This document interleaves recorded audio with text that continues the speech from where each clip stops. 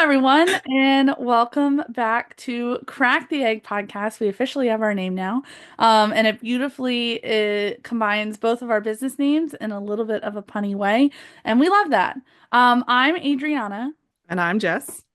And in this podcast, we're talking about our journey as crochet small business owners, and we're really hoping to help motivate others who are also on their own journey. And so we'll get started. In this episode today, we're going to be sharing really everything that we know about markets. We have quite a laundry list of items to talk about, including displays, inventory, pricing, and many more topics. But before we get into that, we'll talk a little bit about what we're making right now. Jess, what are you crocheting as we record? Well, after recording episode number one, I realized that I can't talk and count at the same time. So I decided to do something that requires no counting, and that would be my Ewok hoods. Cute, cute. What are you working on? I am still on tofu shells, although this time I'm in green, um, because this is the one of the few patterns that I have like so permanently, uh, like just in my head memorized that I can do it, even though there is counting to it. I can do it pretty much without thinking about it at this point, and I need more green turtles. I made a lot of blue turtles in the last like couple weeks, but I don't have as many green, so gotta prioritize those. What color green are you using right now? This is for the shell I use, what color is this guy? It's Bernat because that's everything. For Wait, is sage. that the mystical? Oh no, No, never no, mind. this is just the regular. I did get I went to Michael's on Friday and I did get some of the green mystical. I'm not really sure what I intend to use it for. I hesitate to use it for the turtles because I'm afraid they're gonna discontinue it and I don't want to start making Oh it and yeah. then have them say no more of that. Um so I'm debating there's a mermaid lovey pattern coming out soon. Oh my gosh, I'm trying to remember the That pattern would look writer's really name. good. Yes, I think that would look really cute for the tail. So I think I'm saving it for that for now. I think I only got like one or two skeins of it, so I don't have a ton, but yeah. Me too. I got the darker one and I got the lighter one. Um, for those of you out there, we've experienced a bit of a smoky green color shortage. And that's the color I use for my pickles. And I saw the mystical and I was like, I wonder how these would come out as pickles. And the which one did I do so far? I think I did the lighter one or the darker one. Whichever one I did, it's an awesome looking pickle. So I actually think it would look good, whatever, like the mermaid would actually look really good. Yeah, and for me, I also use smoky green. I use that for like the turtle head and body.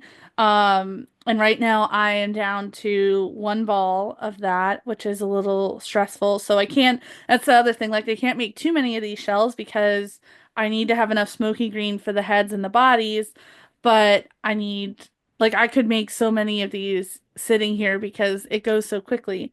But yeah, so I have to watch I that. think I think Smoky Green is back on your inspirations because I was order able to order 5 yesterday. That's good to So know. go. Yeah, I Go run. need to go and stock up now because the sales at Joanne right now are just they're not it. And Non-existent, you mean? yeah, ugh gosh. Did you listen to the episode from the Crochet Baes on Joanne closing that came out this week? Yes, I did. I thought it was a really good episode. I liked all the different options that they talked about for where you can go to get yarn. Um, Unfortunately, almost all of those options are online. But I do have ho a little bit of hope based on my trip to Michael's on Friday that they're going to do a better job of stocking more of a variety because they had on, now granted, it was on an end cap and it was pretty picked through at that point, but they had Bernat Baby Blanket and they had it in a wide range of colors. And I've never seen Bernat Baby Blanket in Michael's before. Um, So I have hopes that they're going to expand their yarn selection a little bit. But I guess we'll just have to I see just how have that goes. hope. I have hope that they do sales because that's my issue with the whole Oh, Joanne thing is that the sales that they had and the fact I was able to order online for store pickup. Michael's also offers that. However, with Joanne, when you did that, you got an extra 20% off your order. So that made it so like attainable to create a stock to have like what you need ready for markets. that's a really fair point. The one thing I like about Michael's, I always said this, is I feel like it's easier to earn vouchers through their rewards program, but maybe that's because it is at the cost of you're not saving as much money in the regular sales compared to Joanne. Because like at Joanne, I felt like it was so hard to ever get like their $5, $10 vouchers because it was Yes. always tied to a very specific time frame Hmm. in which you had to spend a certain amount of money. And a lot of times I felt like the amount of money you had to spend was a higher amount than you do at Michael's in order to get the same kind of voucher. Um, so yeah, it will be interesting to see how and if Michaels pivots because I really think they're in a opportunity to because let's face it, like most people I think who shop at Joann for the majority of their yarn purchases, they're not going to Hobby Lobby. Um, because you can't find for many reasons, but like you can't find like the big brands like Bernat and stuff at Hobby Lobby, and I've tried their equivalent of blanket yarn because for whatever reason it's so impossible to find brown from Bernat in any Yes. shade.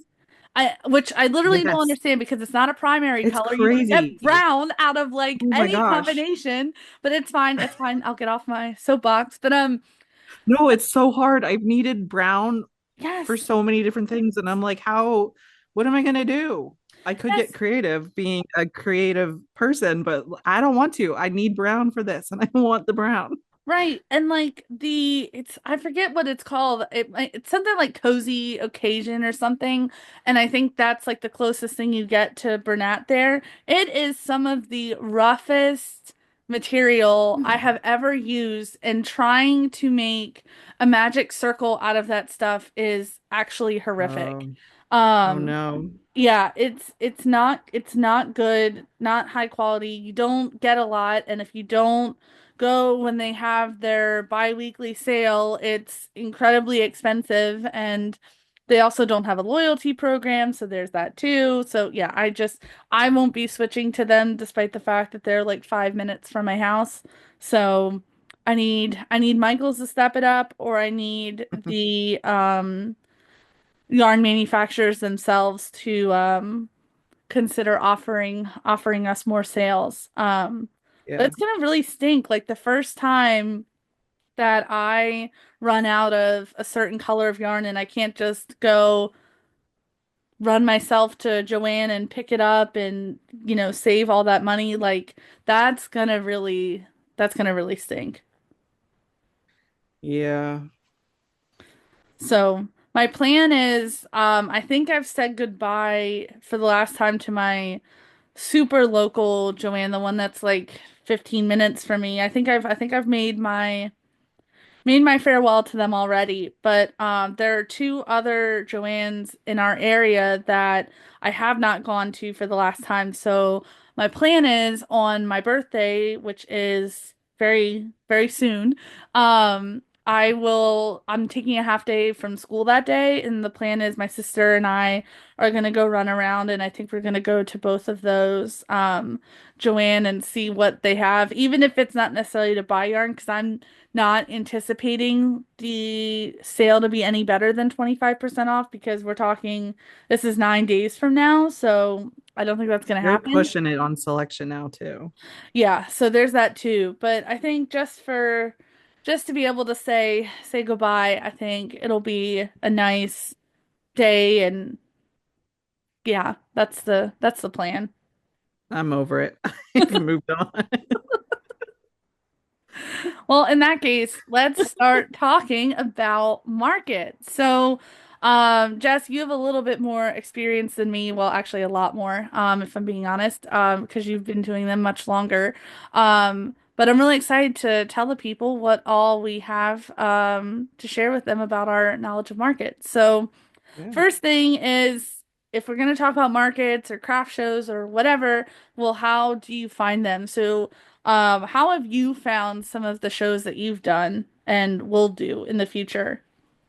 Um, there are so many ways you can find shows.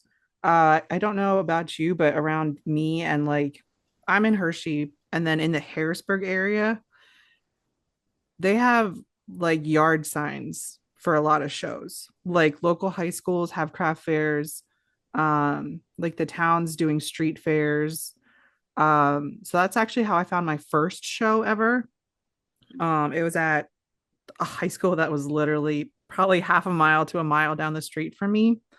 I saw all the signs and I was like, okay, maybe I'm ready to start, you know, putting my stuff out there and seeing what it's like to be at a craft show. And it was indoor, it was high school, it was Christmas time, like probably November-ish. Uh Contacted whatever it was that was on that yard flyer, and that's how I got into my first one. Um and then after that, once you get into it, you're kind of like alert to everything after that. So at the show, you hear about other shows from your vendor neighbors. So that's a way to find out about shows. Talk to your neighbors, see what they do. They'll tell you also which ones are good to go to and which ones to stay away from, Hmm. which has been very helpful. And then where I am now, a lot of my show findings are from just repeat. I go to the same shows every year. Um, and one of them in particular has a show in different areas. So like I've done it in the Harrisburg area this year. It's my first show of the year. I'm doing it with the organizers, but in Maryland. So like you find out from the organizers from everywhere. Facebook events. Yeah, those Also are got to be super careful helpful. though, because you got to be really careful. But before I like go into that, because I can go into a whole like a whole vent about that. How about you? How have you found the shows that you've done?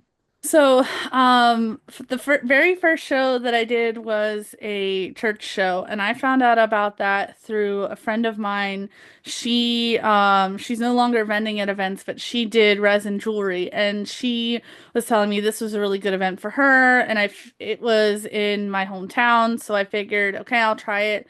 It wasn't the best, but it was a great way for me to just jump into it, and then, in the beginning, she was really like my event finder. Like I was signing up for a lot of the events that she was doing, and then how I started branching out was partially through networking, like you were mentioned, talking with your fellow vendors about the events that they have done or that they plan to do.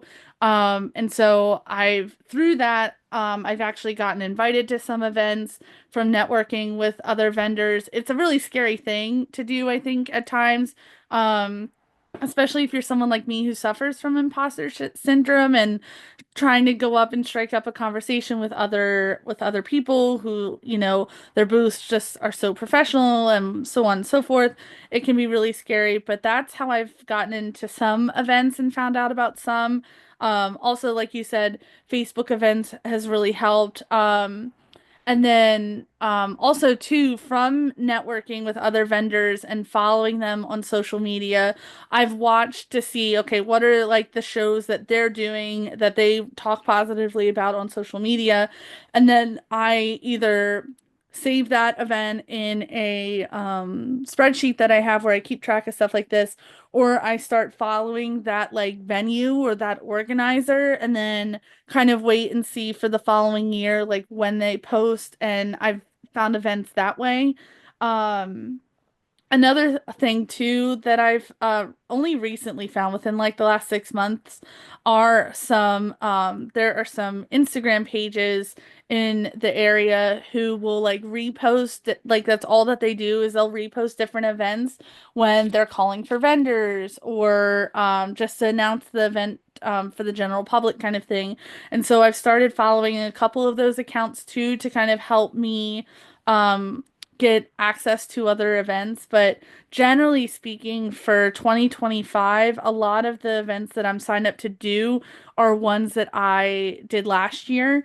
Last year for me was really my proof of concept year, so I just kind of applied to everything and anything I could find. I don't necessarily recommend that strategy because it led to some burnout by the end of the year, but it did help me very quickly find who are the organizers that I do well with, who are the organizers that I probably am not going to set up with again, or at least not as often. Um, and I think that's another thing that people can do when they're trying to find a market is figure out who are like the big time organizers of the different markets and craft shows in your area because they tend to be generally speaking, I think pretty well run and established, and a lot of those organizers have their own following that comes to the events too. So in addition to, building your own, they also can have, their reputation for the types of vendors that they bring in and how they organize their events. So I think that can be another strategy that you can use if you're having a hard time finding markets. Also attending them.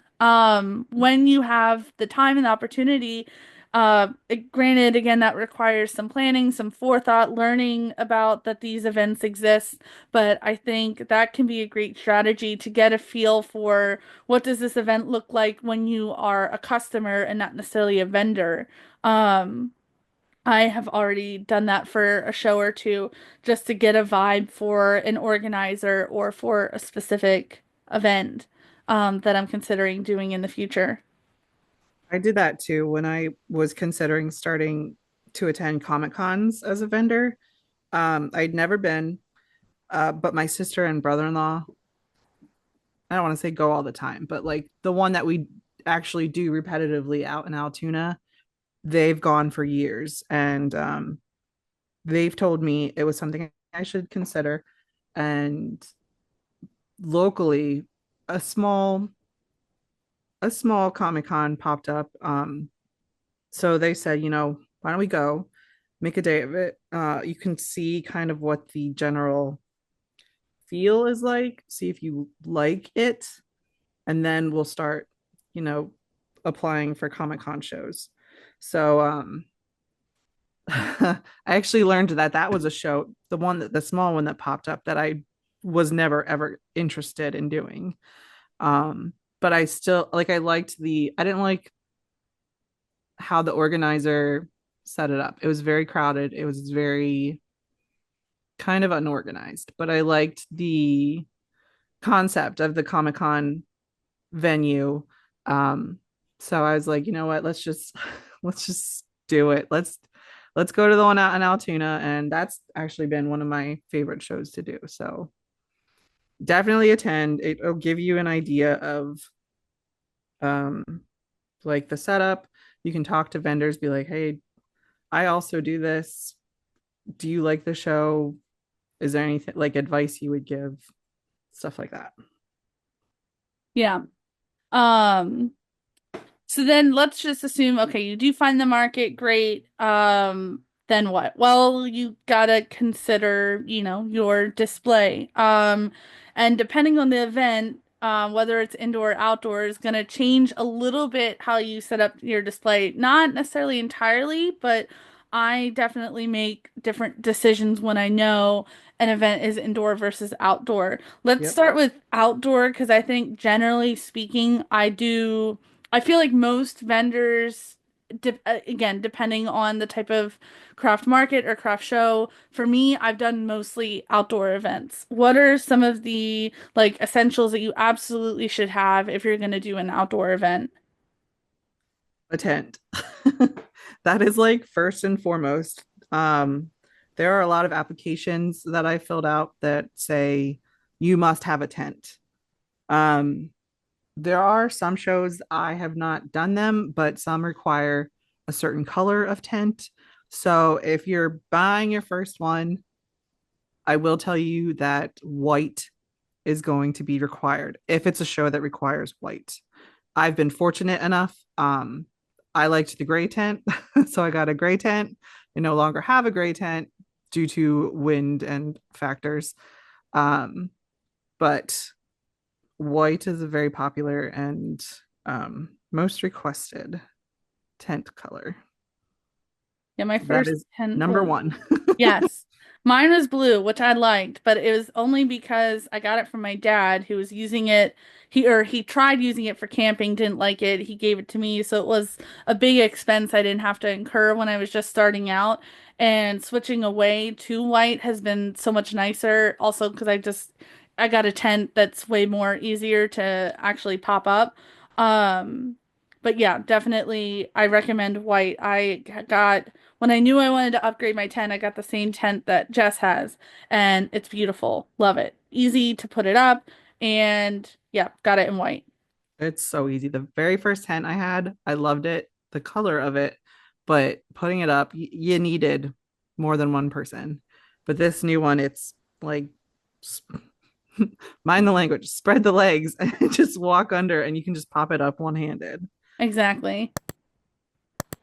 So also too, if you're gonna get well, if you get a 10, when you get a 10, weights. You need weights. There's no way Oh, around yes, it. wait. Yep. You gotta have weights. Most of the time, a well-organized show is gonna require it anyway. Yep. But you should have it. I've seen vendors set up tents without it. I don't think that's a smart idea. Not only do you run the risk of ruining your tent because it flies away, you also run the risk of hurting either other vendors, their inventory if it gets damaged, customers. It's not smart. My first tent, it came with sandbags, so that's what I used. I have since I got a different tent, I now use they're like little black things that like go on The the round leg. ones. Yes. Yeah, they're the ones I have too. Yes. I've seen other forms. I've seen people use cinder blocks. That Oh, seems yeah. a little much to me, I'm but not traveling with cinder blocks. yeah, no. Like it's not aesthetically pleasing, but hey, like you got to do what you got to do. If you have cinder blocks available to you, Yeah, you can absolutely. paint them and use them for weights and they could look beautiful. I mean, definitely, but weights are non-negotiable. You got to have them. It's not smart and yeah, it's necessary. Yeah. Other things for a display for an outdoor market, specifically, you can have canopy walls. Oh, yes. I have only put them up like one time, and it was like a heat related thing. But I know there are some people who like the aesthetic of having like a white backdrop in their booth or being able to kind of like wall themselves in from other vendors. I personally don't do that, um, but that could be an option. They are convenient in different weather situations. You said for heat. I've experienced a couple shows where it's been raining. So they're very helpful in situations like that. Hmm. Yep. And people Um, like it's kind of vertical space too that people can separate themselves from their next vendor and like showcase their stuff, like hang it from the tent bars, you know? hmm. Yeah. Um, Also like some non-negotiables, and this would be applicable for both a indoor outdoor show would be a table, Yep. at least one. And chairs. I recently Absolutely the chairs. yes. You do not want to stand the whole time. No. I had a show this past December where we were only given a 6x3 spot, and I made a poor assumption that there would be no space for a chair because I thought, okay, if it's truly 6x3, that's literally just a table. But Ultimately there was enough spot for a chair, but I didn't bring mine, and so I had to stand for the duration of the show, and my legs were killing me by the end, and eventually I like rigged this with my I have these Ryobi containers that stack, and that's how I like transport like my signage and like tablecloth and stuff like that. And I eventually rigged this chair out of it. It was so uncomfortable to sit on because the boxes have like these like hexagonal shapes so they can lock into each other as they stack, so you can just roll it and go. But I was so desperate to be able to sit down that that's what I did, and it was awful. So get a chair. The chair that I have, it's kind of like a director's chair, and I like it compared to like your regular folding camping chairs because it sits me up higher than what they do, so I'm more visible above my display. With that kind of chair, honestly, I got it on Facebook Marketplace, and it was brand new, and it was a fraction of the cost to get one brand new, but I highly recommend that chair. I have the camping chairs, but I I forget what brand or version they are, but they do sit higher. Like my legs are dangling Yeah. these chairs sitting in them. And they're comfortable. So, and it's got like a mesh backing. So when it's hot outside, you're not dying. Right, right. The nice part about the chair that I have too is that it has a folding side table. So what I Yes. do is I put like that's where like my water goes and like any snacks that I have so that I don't necessarily have to set it on the table where my product is. So that's a nice part about that too. Yeah. And keep in mind, like if you're starting out, talk to your family, talk to your friends, talk to your neighbors, see if they have anything that you can borrow. Because that was my first show. I borrowed tables, I borrowed display pieces. Like I just went through my parents' house and I was like, oh, I could use this for this. And um eventually, like as you grow your business and do more shows and like you see what other vendors are doing, you get ideas. So definitely for your first show, do not spend all your money. Borrow. That's actually how you and I met because Nicole was borrowing my stuff at the show you were doing it together. Yes. Yeah, I 100% agree with that sentiment. My first show I borrowed the canopy from my dad and I continue to use it. I borrowed chairs. I um also borrowed it was this it was this one display piece that I had. It was a oh my gosh. I'm like forgetting the name of it. Um it was essentially like a oh my gosh. Like a thing that where you hang like a clothes rack situation on. Okay. Yeah, that was something I borrowed too. Um, so definitely don't be afraid to do that. And like I said, Facebook Marketplace is also a great place to look for any display items, whether it's a tent, chairs, table, whatever. That has saved me quite a bit and saved me a lot of money too. So much of my display I've gotten either used or lightly used or new from Facebook Marketplace. What are some other things people should have for an outdoor show? For necessary, I think we covered the most of it. A tent, a table, and chairs. Yeah, That's I think that's a good starting off point. And as you go on, you will see a vision of how you want your space to be. So you will grow from that point. Start with the basics and then go from there. yeah. And for an indoor show, it's honestly not that much different as far as displays would go. Generally speaking, you're not going to set up a canopy for an indoor show. I've seen it, but normally it's not going to happen. So that's one thing that's one thing I always appreciate when I switch from doing something outside to doing a show inside because that's a whole other can of worms that I don't have to deal with. I don't have to bring the weights. Nothing like that. It gives Uh, you car space. Yes, yes, you have way more space and it's just less things you have to haul inside the place, wherever the venue may be. Um, I love shows like that. Places also offer it. I will tell you that. Two of the two Altoona shows I do, part of your registration is a table, a 6 foot or an 8 foot table. So I'm like, all right, I don't have to bring a table. I just have to bring a tablecloth. And then the Comic Cons in Harrisburg and now Maryland, you can rent tables. So they have all the options for you. They have the chairs, they have tables.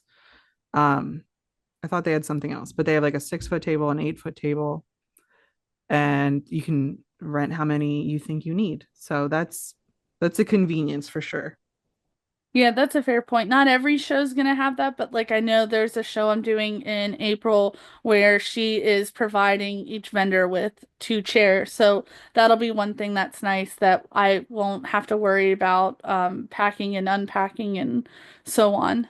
Um, I will say that's probably only going to be for indoor shows because every single outdoor show that I have applied for has said on the application vendor must provide their own dot dot dot. mhm. So Um, and so some other maybe display, maybe not so much like essentials, but other ideas of where you can find things or things you can use. A lot of stuff that I use is kitchen related. So for example, yes, one of the displays I have is it's a mug rack. Got these pointy little sticks and it's got like this tiered thing. That's what I use for scrunchies. Or for Christmas, I haven't used it yet, but it's meant for storing vegetables on your kitchen counter or fruit or whatever. And it's got, again, like tiered and it folds up. That's what I'm going to be using to display some kind of plushie. I don't know exactly what. is that the Um, same one I have? The one that like folds down into itself? It's the same premise, but this is wooden and white Oh, and okay, not out of metal. yeah. And then the other thing that I have that's kitchen related, which is also a purchase I got off of Facebook Marketplace, is I have a pink cupcake Ferris wheel. And that's what I put my turtles on. But again, it's intended originally for cupcakes. So some of the fun part of finding displays for your booth is thinking outside the box. Like, okay, it's meant for this Mhm. originally, but how would this look and function if I use it for displaying whatever your product ends up being? Yep. My method at going at this was transportation space because I'm very limited. I don't want to rent a truck.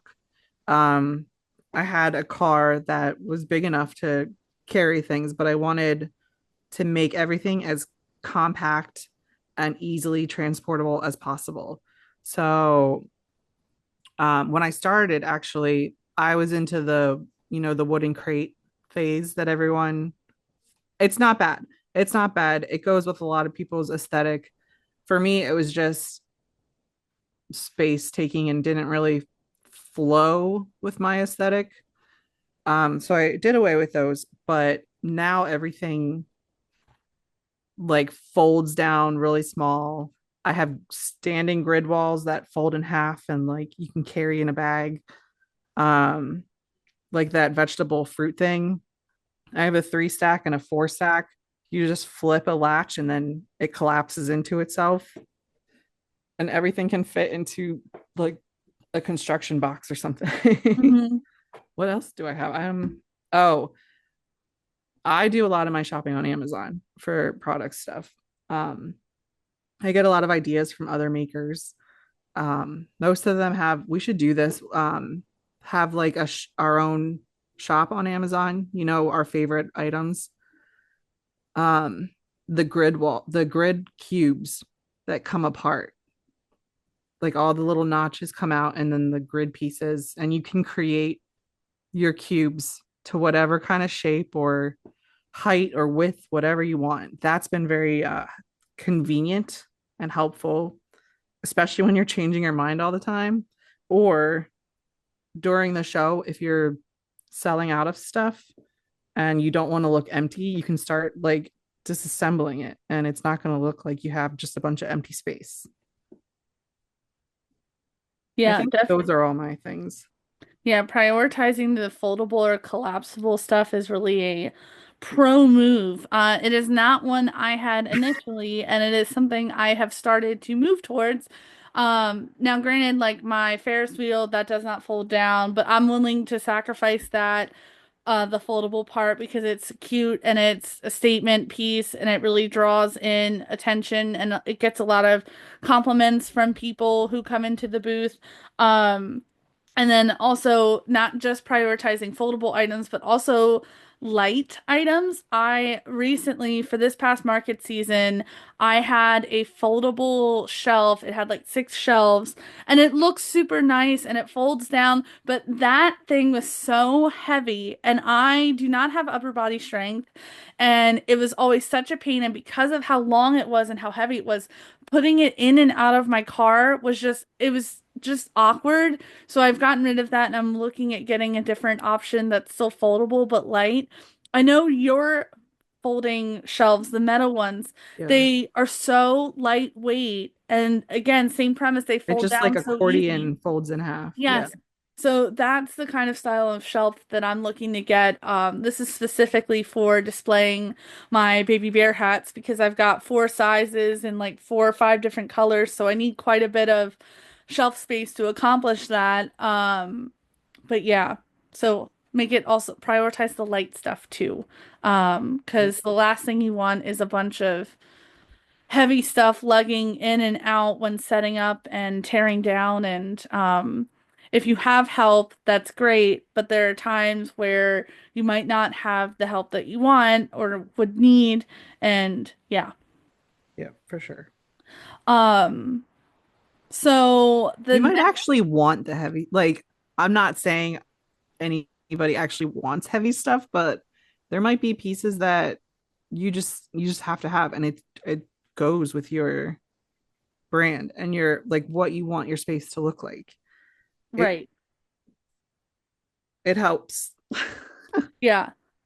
And one thing that kind of for the next part, also your when you're thinking about your signage, like what exactly you want to have in your booth. So this past year I got a new logo in the summer, so that was one of my goals for 2024 was to really prioritize branding as much as I could.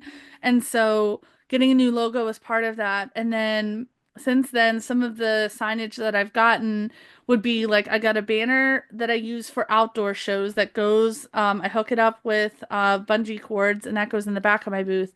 And then I also got for indoor shows, since the that banner is too big to just put on the front of my table, I got a table runner that is also made out of vinyl material, so it won't stain or anything like that. Um, and I got that for signage as well. And then for pricing signage, I almost all of my signage comes from the Dollar Tree. Because I have the chalkboard things. They're like little easels. So I have those, and then I also have there are little clip-on chalkboard tags, so to say. I also have those that I put on like my Ferris wheel for my turtles. Because I don't, generally speaking, I don't individually tag and price items unless it is my loveys, baby bear hats, and there are a couple like random plushies that I'll have that I'll tag and put a price on it. But if it's something that I have a lot of, I don't want to have to use all of the tags, because they can be expensive to get made. So I just have the little signs, for that. And I have it spread out specifically throughout the booth to help both myself and then the customers so like they don't necessarily have to ask what that specific price is for that item. They still ask. Yeah, it does happen. It does happen, even when it's right in front of their face. But I try at least to minimize that as much as I can. Yes. I also, when I started, I had the vinyl banner. Um, and like you said, it when you're inside and you just have a table, it's really hard to show it. So I've since converted to the table runner. Mine is not vinyl, it is fabric. and it does have some spots on it that I'm struggling to get rid of, but it's much more for my brand, it's much more appeasing. Um, and then for price signage, I started with the chalkboards. I love the chalkboard look. I cut out on my Cricut with white vinyl my signage display, but mine changes every single show. Not necessarily the price of things, but what I have. So removing the vinyl, that's partially my fault because I chose like permanent vinyl.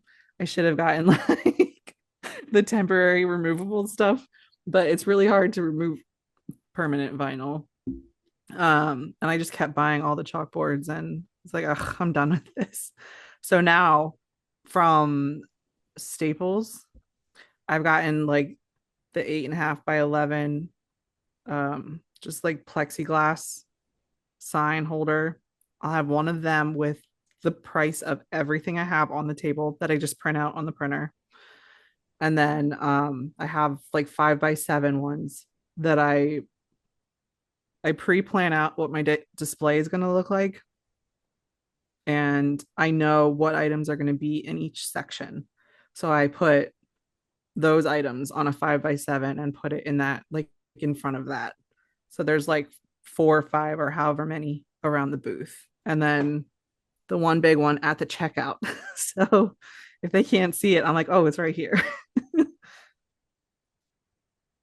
And I trying to think of like the other ways that I've seen people do their pricing. But generally speaking, it kind of seems like it falls into like either of those categories. It's either they've printed it out on paper or they do like the chalkboard type of thing. Or they Those are just the tag easiest. everything.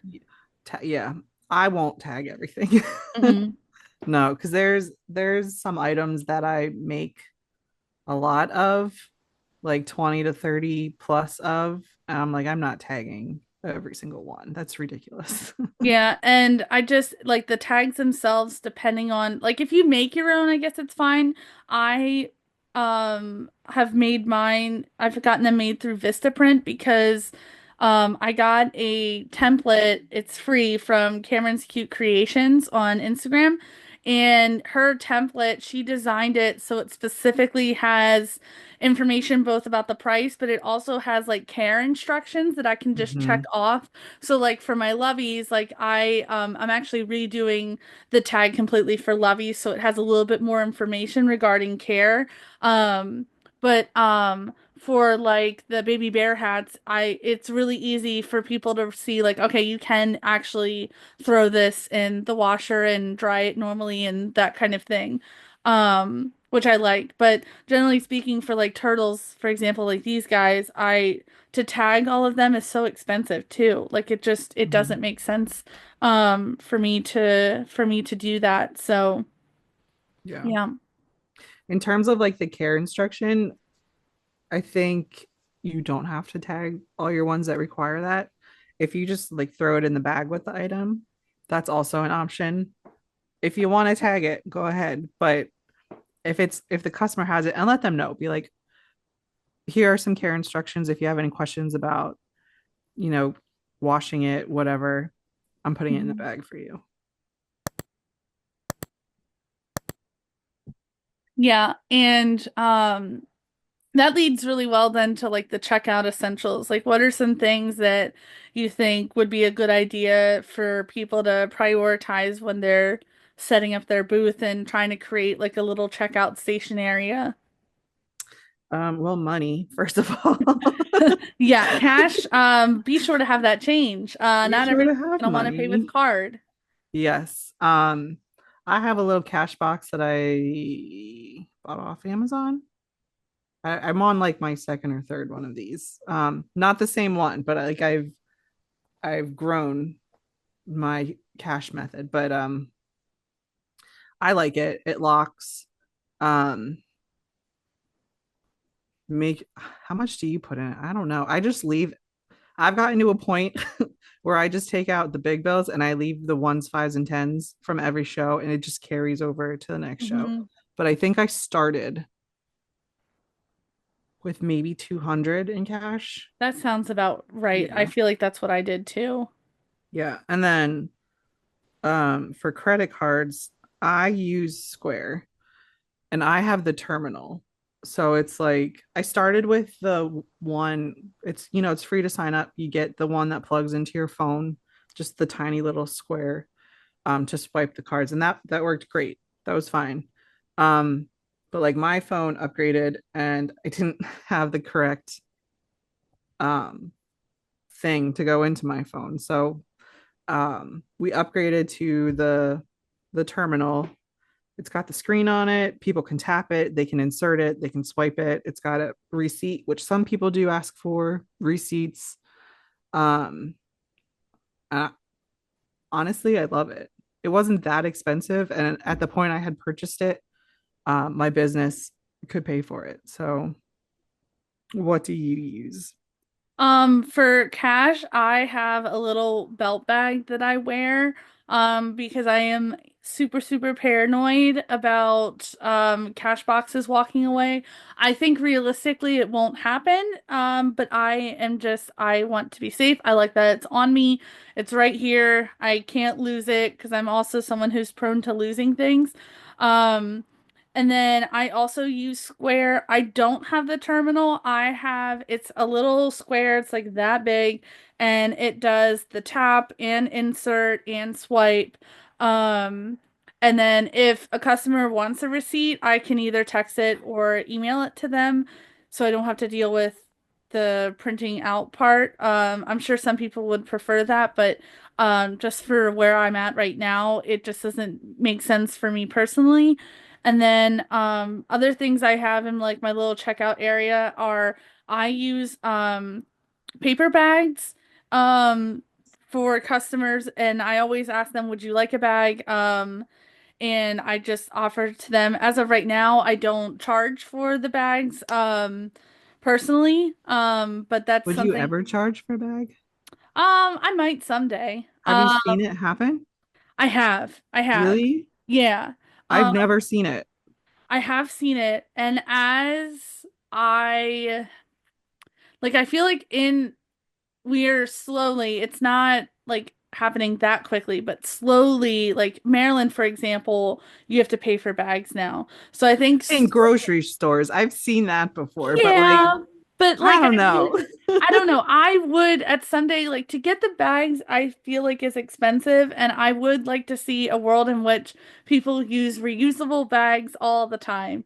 That is, I guess, the German in me a little bit. No, But I that's also good. And have I've seen people, they're like, no, I got my own bag. Okay, fine. right, right.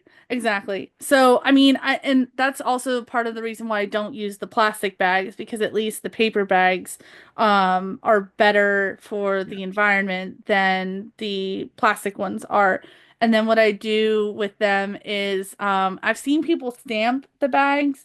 I'm interested in someday opening up to that possibility, but what I do right now is I got a little thermal label printer for Easter a few years ago because I specifically request an Easter basket every year. I don't care that I'm, this many years old. I want one. I So support anyway, that decision. yes. So I got it for Easter one year, and what I do is I just have little labels, the little yellow things, and they say my business. I need to redo the design now that I have this newer logo.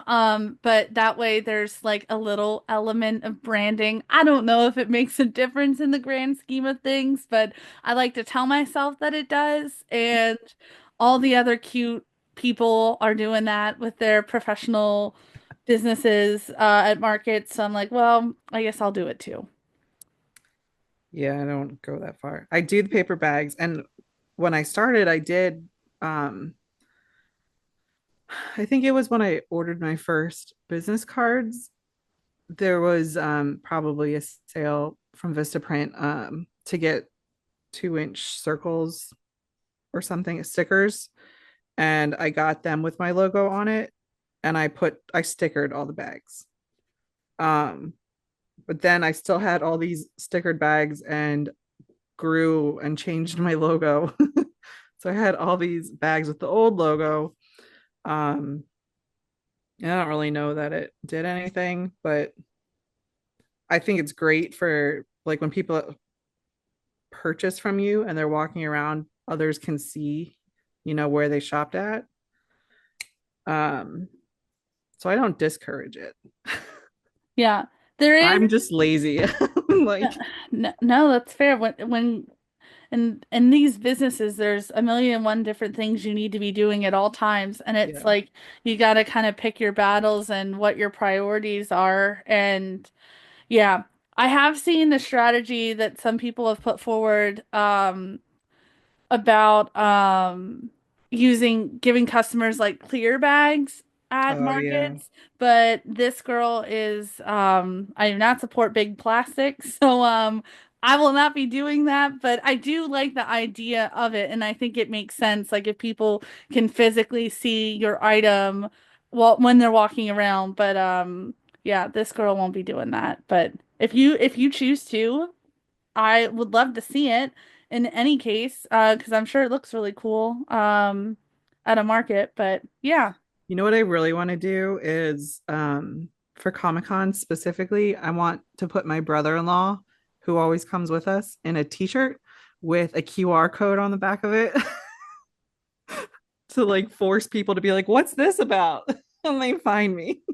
I love that idea. That I honestly at one point thought about crocheting a QR code to have in my booth because I have this little sign and it's like in one of those like plexi plastic things that you talked about earlier Mhm. and it has like the QR code to my link tree, but I don't know how many people scan it. But if I got this big crocheted QR code, I feel like people would be more likely to scan it. But because I don't really have much of an online presence as far as I'm not doing e-commerce kind of stuff at this time, I don't know that it's that important, but I'm just also, looking for the followers. oh, yeah, there you go. But the only reason it hasn't happened yet is because I spoke to a t-shirt maker and they said a QR code is hard to do because, the fabric moves and bunches and you can't get a clear image. But then like last year I saw a bunch of t-shirts with QR codes on it and I'm like, "Wait a minute. Let's go back and revisit this." Yeah, for real. Um, oh man, what else we got on our list? Oh, personal items. What to bring to a market aside from the things you're trying to sell. Yeah, I highly recommend water. I also for me because I have my emotional support water bottle. It also provides me comfort in addition to hydration. But um, highly recommend water at the very least. Snacks are a good idea. I almost never pack them because I know myself and I know that I'll spend money on food at the market because that honestly is one of my favorite parts of going to craft shows is trying the different food from the food vendors and if they have the adult beverage vehicle as well, we also love that. Or coffee. Sometimes you'll have a show that has a really great coffee truck. Um, yeah. So if you don't bring snacks and drinks, generally speaking, you can be okay, but I recommend, if nothing else, at least the water part. For sure Um, the water part. yeah. Something to do is also a great idea because shows, generally speaking, they have the flow like anything else in life. There are busy times and then there are not busy times. And ideally, you hope to be in a show that's always going to be busy, but realistically, that generally doesn't happen. So for me, I always bring stuff to crochet. I know that there are some crocheters that I don't see crochet at markets. They'll do other things like pricing and things like that, or they'll really focus on a list that they have of making content to post on social media. But for me, I use market time to crochet things or to sew things that generally speaking I don't enjoy doing. It feels less painful at a market than it does when I'm doing it at home. So, yeah, that's what I do. And if that means I have to bring polyfill or whatever, I have a little to-go bag that I use for that. It's like when I say to-go bag, I mean it's just this random bag that I've been reusing for years, and that's what I pack for markets if I know if I know I want to work on a specific plushie. What about you? What do you bring? For sure, the water. I'm a Yeti girl, so I have one of the hefty ones. I want to get an even bigger one, but my sister thinks I shouldn't. But no, I have my water. We try to bring snacks, but I'm like, we're not gonna eat this. What are we doing? Like we try to go in thinking we're gonna be healthy. We're not gonna eat junk food. Like we got this. We don't have to spend our money, but ultimately it fails. If you have self-control, absolutely bring your own snacks. But like Adriana said, there's always a food vendor, like cookies, fudge. There's always food trucks. So you're covered. You've got it. Just like take a bill from your cash drawer and feed yourself. For real. Well, and also sometimes that food from those vendors, if it's a really bad show, that's comfort food right there. Yeah, That for will real. completely turn my mood around. Even if I'm having the most miserable time with sales, if I can at least get something good to eat, I'll take it. Yeah. Can make the rest of the show so much more bearable. As for something to do, I'm like 50-50 on this. I want to bring something to do to because it can start a conversation with somebody. For instance, the last Altoona Sci-Fi Con I did, another vendor came up to me while I was crocheting and she asked me a question. She said there was a stitch she also crocheted. There was some kind of stitch that she has just been struggling with.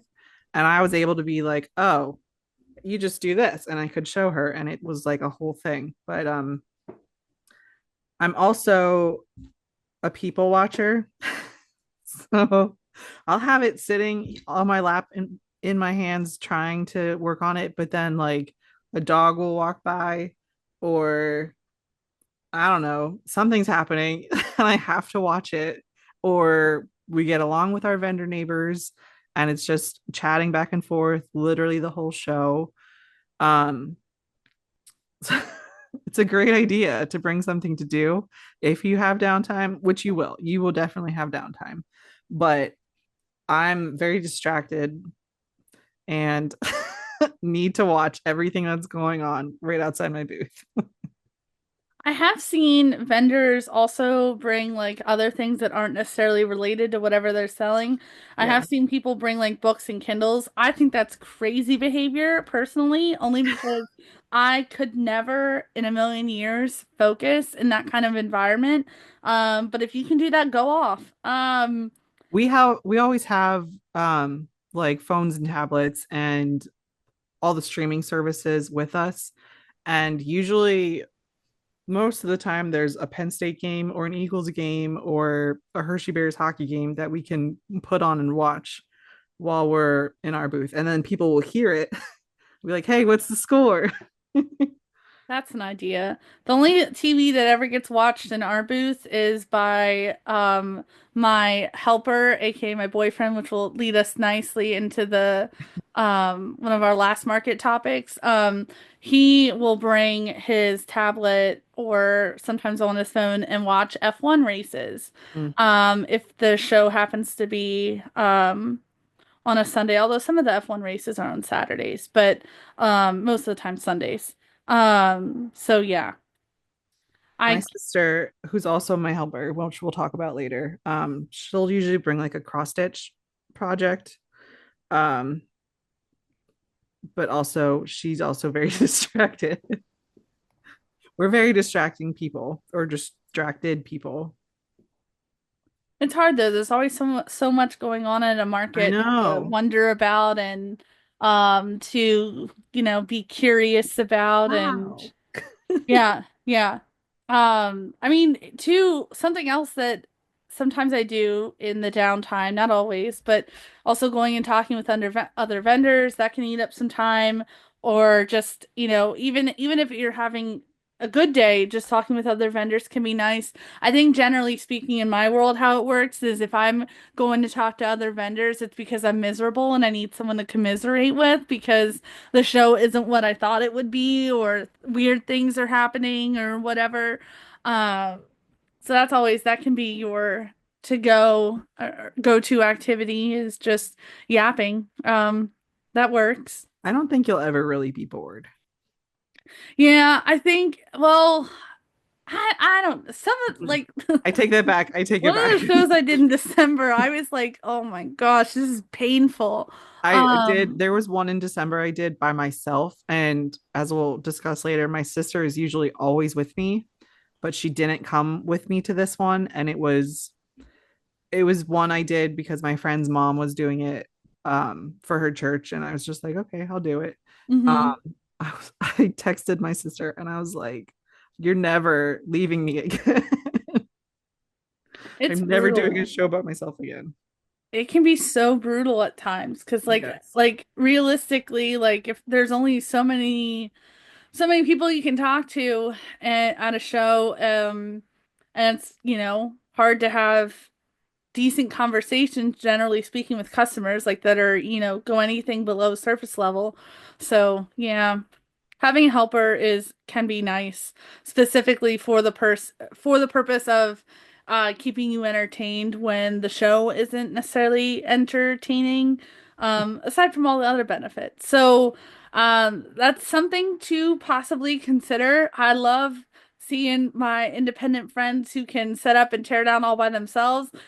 Could not be me. I have not gone a single show where my boyfriend in some capacity has not helped in any way. Part of my issue is I have so much stuff and we do not have a car that lends itself well to transporting. Neither one of us owns an SUV. What's nice about my car is I can lay the seats back. It's a sedan, but the trunk is so big that when I lay the seats back, I can put in the much longer stuff like my shelves and things like that. Versus what's nice about Alex's car is it's a hatchback. So like my Ryobi containers that I stack, they go in his car really nicely along with some other stuff.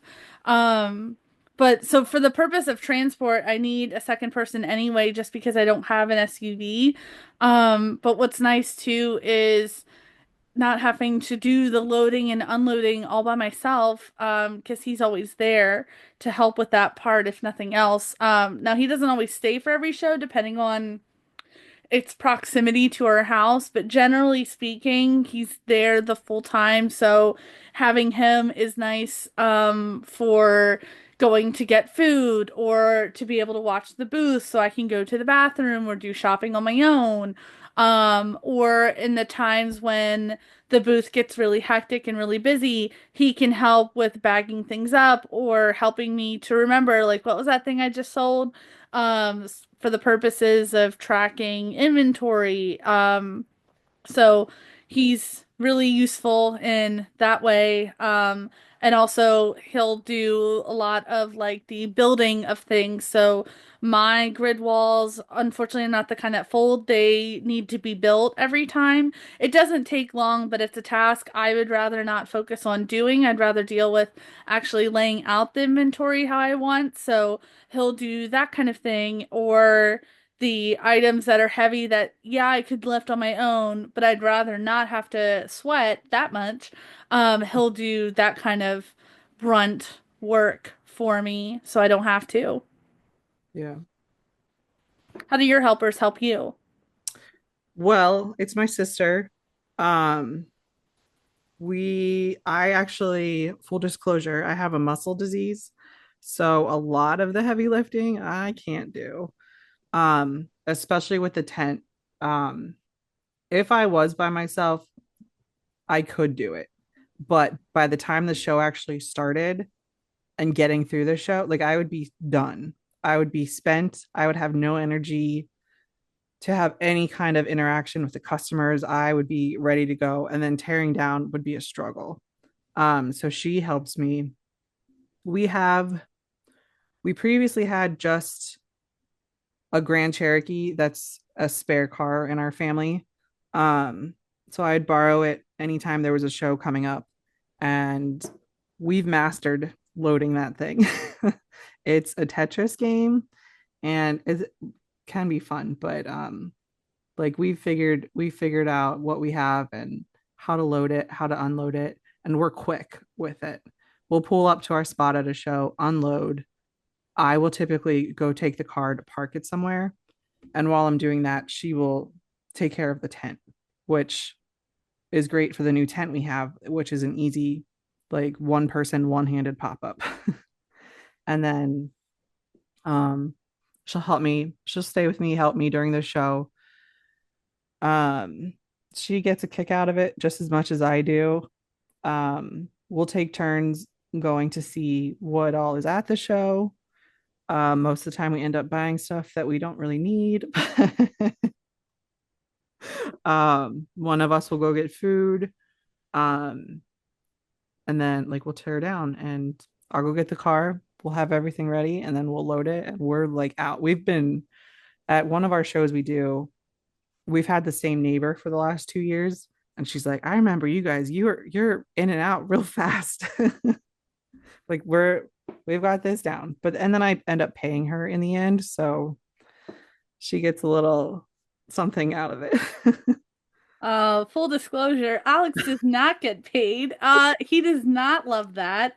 But he gets other tangible benefits. Like I pay for his food, so he gets to try all this different food. And so he gets paid for it in that way. And another intangible benefit I would argue is that quality time, you know? And you can't put a price on that. You really can't. Um, So, yeah, maybe someday Yellow of Egg Designs will be big enough to pay, but generally speaking, I don't clean up at shows in the way that you do. Um, and so yeah, maybe when I hit that comma market this year, because I know it's gonna happen because it almost happened last year, maybe then he can get a little tiny, something from me. He did also, oh, another benefit and another thing that he got is he did get Yellow of the Eggs Designs merch. So he got free, he has a shirt and he has a sweatshirt. Okay, So I would argue that also counts as a form of payment. there you go. I kind of have a third person sometimes. For Comic Con specifically, my sister's husband comes with us because he's into the Comic Con arena, and having him around has proven to be kind of great because we were at the show in Altoona, and I forget his name. He was down. Ed, my brother-in-law, was down where the celebrities are, and his name is Carlos something. He's the voice of Rocco from Rocco's Modern Life and a bunch of other voices. He was in Reno 911. Anyway, he didn't have a line, so Ed and Carlos were just chatting, and Ed had a vendor badge on and my branded T-shirt, and he's like, "Why don't you take me up to your booth and whatever?" So Ed just brought up a celebrity to my booth, Oh my gosh, that is so and sick. we got to chat with him. And it was awesome. That is so cool. Oh my gosh.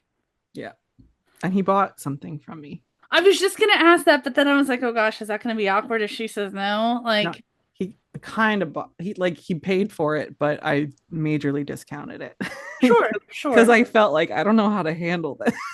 Right. I get I that. think it was like $40 item, and he paid like $10 for it. Holy cow. But I was like, I don't care. You have my name now. You have my Yeah. thing. So it was actually, so according to him, he was in the Mario movie. He was one of the Toads security. guys at Princess Peach's castle saying something. I don't remember. This was like 2 years ago that we met him. He was the voice of one of those security guards. So the item he actually bought was Lumily. If anybody remembers from that movie, when they're over like the lava pit in their cages, Lumily is the blue, really depressing star that's always like talking about death and being excited for death. He's my favorite character, but he has one of those, so it was a lot of fun. That's so cool. Also, I know nothing about this universe at all because that's just not it's not something little Adriana grew up with. But I love the idea of that star. That is actually hysterical to me. He's actually Carlos is actually going to be at my first show this year.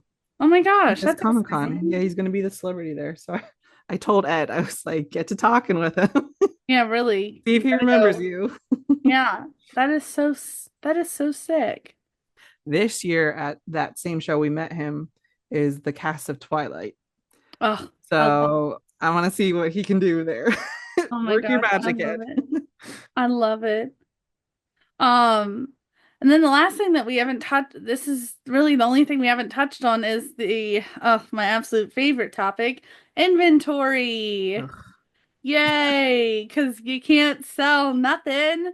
Um, so I am on a journey with inventory. The last 2 years that I've done markets, we have been living on a prayer, I would say, when it comes to this subject.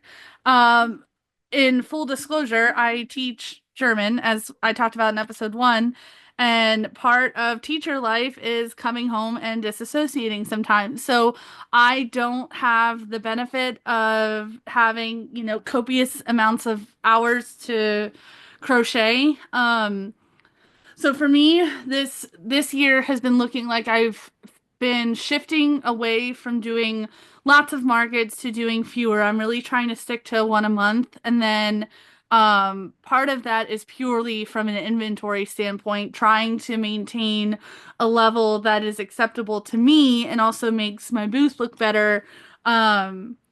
So what I've done in this off season I've really made an effort to keep track of my inventory. I made myself a spreadsheet that makes sense to me, and I've been working really, really hard at hitting my numbers. And I'm not going to quite get to the goal that I had in mind for myself, but that's okay.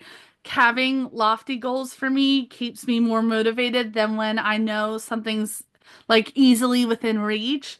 Um, so yeah, my off season, which started, I guess you could say, the end of December, I've really been focused on. I came up with what are all the items I sell in my booth or would like to sell, what's the number of each thing I would ideally like to have, and I've just been plugging away at that as much as I can. What about you? Oh, inventory kicks my butt sometimes. I can crochet a lot and crochet fast, but sometimes you're just not motivated like you need to be. Um, Ideally, I would really like to have 5 digits worth of inventory coming to a show with me. And that's not like 5 digit number of products. That's 5 digit monetary value. Um, I'm probably about halfway there right now for my first show. I would really like to hit it, but I don't know. It's just hard too, because It's it's really like hard. you don't know. There's always whenever you're market prepping, you're always doing it against the backdrop of you don't know what kind of traffic you're gonna get. Even Yep. if you've done the show before, you can guess, but things change, and Yep. you also don't know what is going to exactly sell. So it's like, well, I don't know how many of this certain plushie or item or whatever I need to have. I feel like I don't, it's just, they're so unpredictable, which can be both a wonderful thing about markets and also something that I don't love. Because I am someone who likes to be able to know or to predict, like, I think this is going to do well, so I need to make this number of that. And so having that, I guess, doubt, you could say, always in the back of your mind, that can really, for me anyway, block my motivation to keep making stuff. Because I'm like, well, I Hmm. don't know if this is actually going to sell, so why should I keep making it? Yep. Um, I mean, first of all, it's hard for both of us who have full-time jobs. We have very different like kinds of full-time jobs, so I have a little bit more availability to work. Um, but what I find for myself is like this year, I have a lot of new stuff. There's not a lot of same products that I'm bringing. My emotional support pickles and my Ewok hoods are pretty much the only thing I'm continuing to make into this year. I have like leftovers from last year that will be coming with me, but I'm no longer making those things anymore. So having all this new stuff, I literally find myself just standing staring at all the yarn. Like if you catch me looking up here, this is where all my yarn is, or some of it, I should say. And I'm like, oh, I need to make this and this and this. So I just catch myself staring at it and stuck because I have so many different things that I need to be making and I can't find, I don't know, like the push or like what direction I should go. So I'm like, I have like one of these made already. Maybe I should make some more.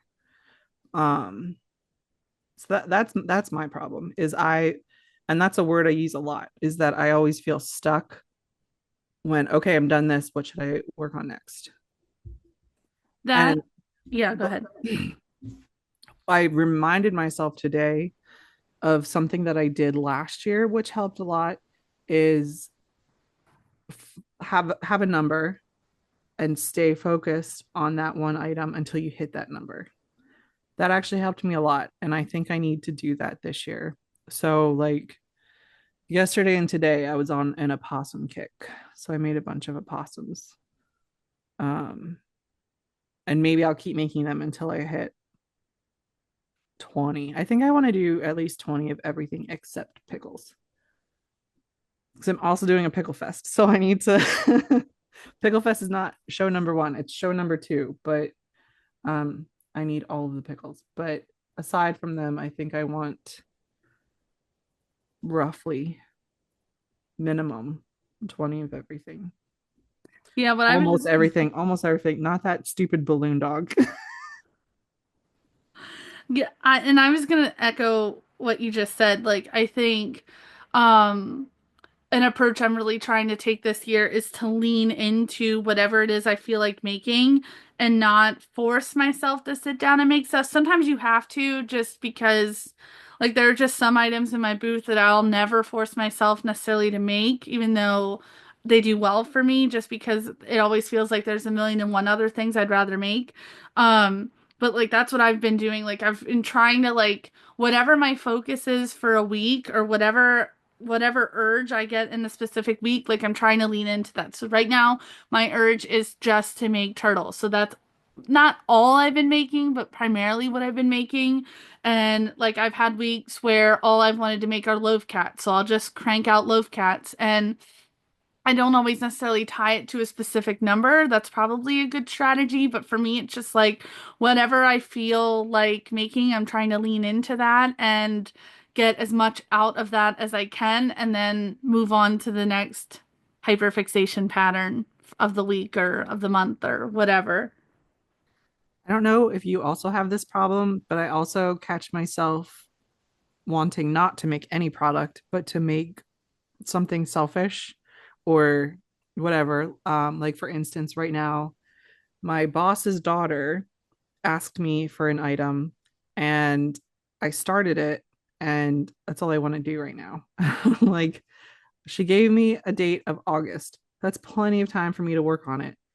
I should be focusing on my show that's in like a month. But no, all I want to do is work on this item. but but I've also it's an item. So speaking of Mario, For those familiar with the video game, there's like a piranha plant that comes out of the tubes. This is the item that I'm making for her is a hood of this piranha plant, which is very Comic Con adjacent. And I'm liking how it's working up. So I'm like, maybe I should finish it so I can make another one to have in my booth because it would be a great like attraction for people to come into my space. I don't know. Do I want to do it? Making the decisions on inventory is such a struggle at times. It's Again, so because hard. it's always well, just because I like making it doesn't mean people are gonna like buying it per Hmm. se, and that's always for me a real mental block that I have to work through, and just the patterns that are out there are limitless. Like I was texting Jess today about this little monster pattern that I'm debating getting to make for markets, and it's like, do I need to add another thing to my booth? No. But do I want to? Yes. And is having more of a variety in my booth better than the alternative? Yes. But like I don't need another way, and it's just you go round and round constantly with yourself, and um that's something I don't know if I'll ever truly be good at as a small business owner, is just getting myself having the discipline to sit down, focus on this one thing, and just prioritize only these one things in terms of inventory and what I'm making. But I think there's also good in that because I think there are staples within my booth. Like you can come and you can expect to see fried eggs and pigs and baby bear hats, but then I do, I think generally speaking, a good job of integrating other items. Even if I only make it once and decide I hate making this, I'll never make it again, but it's at least there. It brings some element of variety. So even if I am setting up at the same shows year after year, people can kind of get different options and it's not always the same thing. Yeah, I don't have that mindset. Some of it also though too comes from I really made it a priority last year to do a lot of pattern tests. I'm not as into it Mm, anymore, so that was also part of the reason why I was bringing in variety at times is because I would do these pattern tests and generally speaking, I don't really keep the things that I make. Um so I would do the pattern tests and then bring the item to my booth, and depending on how I felt about the pattern, I would make it again or not. yeah. Um yeah. The one of the problems with new patterns and deciding if I want to incorporate it into my lineup is if I start a new thing and I decide I hate it, like it's just not working up the way I planned. I don't like the process of making this. To me, that's just wasted time. Um, Not like my standing and being stuck and staring at everything isn't also a waste of time. But also, I think it's really hard, at least in the crochet realm, to decipher what's going to be the trend for the year. Um, like the opossums, I just said, I don't get it.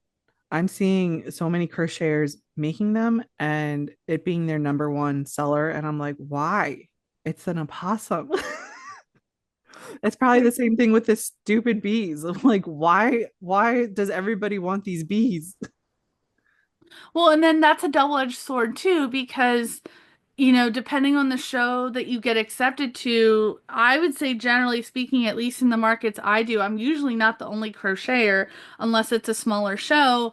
And then if you focus on making the things that are trendy, then you run the risk of having the same thing as someone else, and that's a whole other thing. In a perfect world, you would go to a show and you would be the only crocheter, but generally speaking, for bigger shows, that tends to not be the case. And so, if you do lean into said bee, possum, whatever trend, then you might potentially have the same thing. But I, there also, with those patterns, there are a million and one different patterns. So, the odds of you picking the exact same variation as someone else are probably not very high. Yeah. But for your average customer who doesn't crochet, I don't know the ability to discern the difference between these different variations, but I don't know. At the end of the day, do whatever you feel like doing. Someone's gonna support it, someone's gonna want it, and if they don't and you want it, then you have dopamine decor in your home. I mean, I'm like, no, get it out of my house. Please buy it. yeah, someone will come along. Someone will get it. Oh, There, that's my boyfriend's mother. She comes to every show and buys every. I am not ragging on her.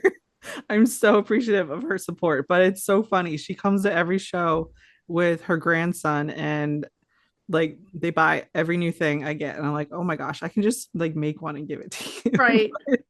That's so nice. Yeah. My boyfriend's mom is a little bit like that. She's done a really good job of coming and supporting me at shows and getting stuff from me, even though I do very much make her things on the regular for like Christmas and different Hmm. holidays. But it is nice to have that familial support.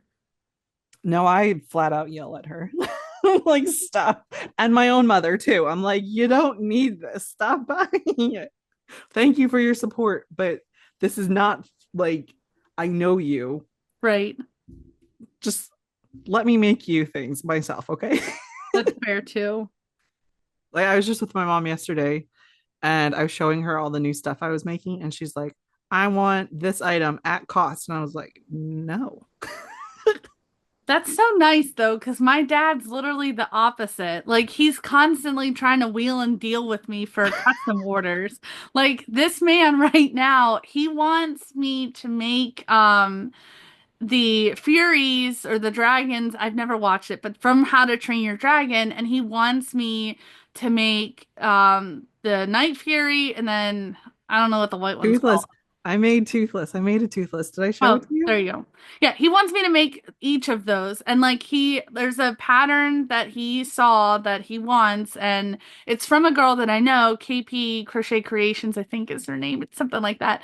And but part of the deal is like in order for it to really look correct, you need the safety eyes, and I don't paint my own safety eyes, so I'm currently waiting for a maker to drop them so I can get them. But my dad's like trying to wheel and deal for the price. And like, no, like, which it's fine. I'll give it to him for whatever. But, um, that man's never tried to pay full price for almost anything that I make.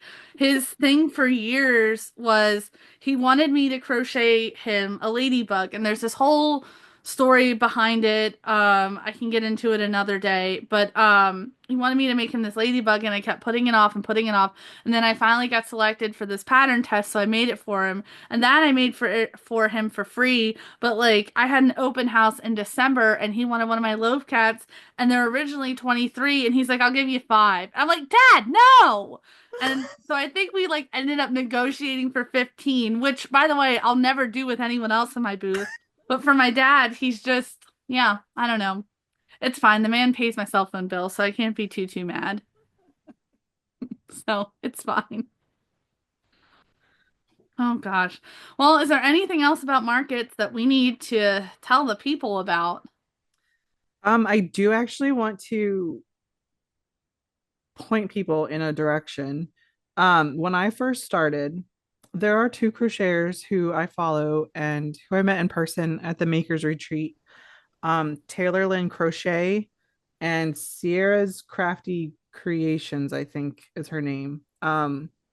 They have courses actually on like Market 101 and how to set up a display, basically how to get started and so please check them out because there's so many tools available to you.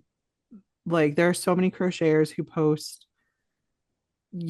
how they set up, what they use.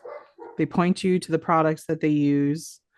um so take the things we've said and do some research. There's so much information out there, um and you'll find what works for you. Everyone is different. Everyone has their own has their own setup, making their own stand unique. Find what works for you and have fun with it.